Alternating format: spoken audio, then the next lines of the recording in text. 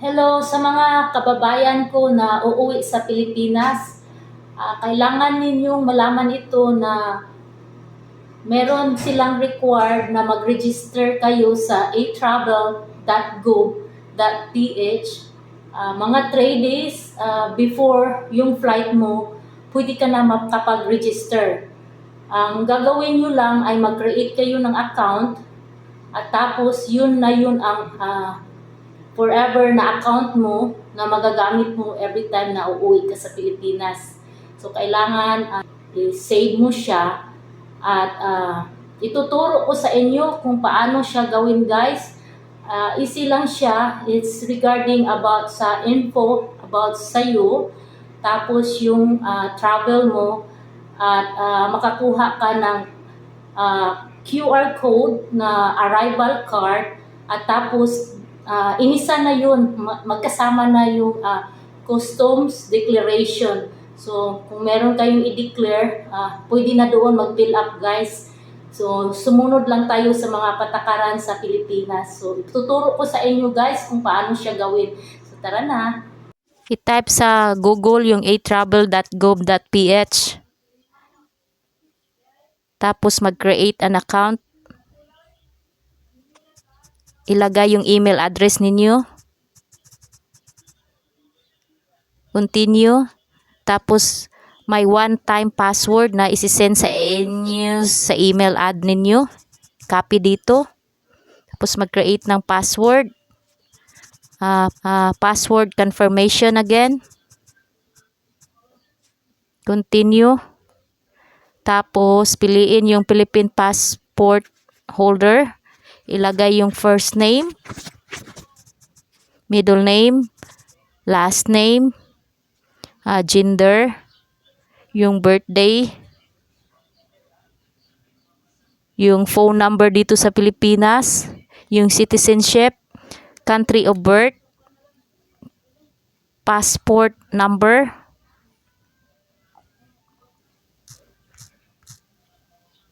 tapos yung passport issued country,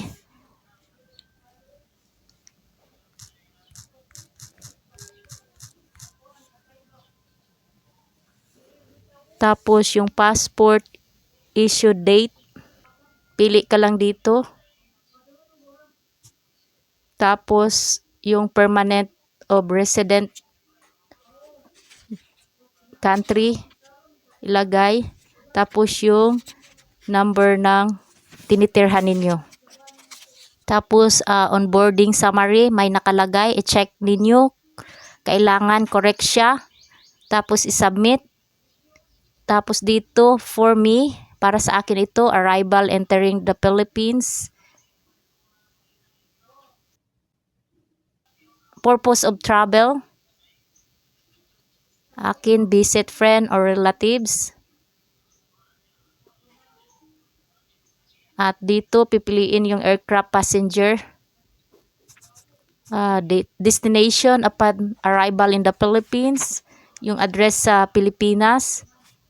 Isulat yung flight information number. Yung name ng airlines. Yung flight number dito. So, meron pagpipilian. So, click nyo lang yung flight number ninyo dito. Country of origin, United States. Airport of origin, yung George Bush International Airport sa USA. Tapos with transit, kasi meron akong transit. Transit ko ay Taiwan. Taiwan International Airport. Yung date of transit, ilalagay dyan. Tapos next, tapos dito tayo sa new travel declaration. No. So basahin ninyo yung baggage declaration dito.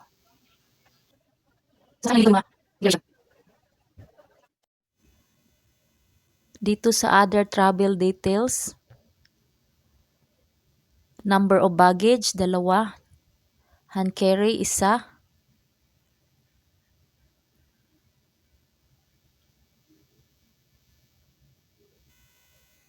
Dito sa Philippine Custom Declaration, pipiliin ko yung US dollar.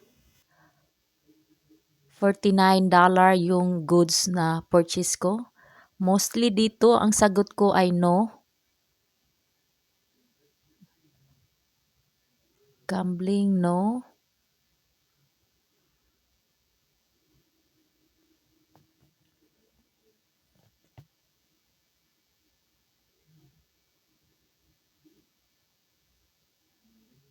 Mobile, no.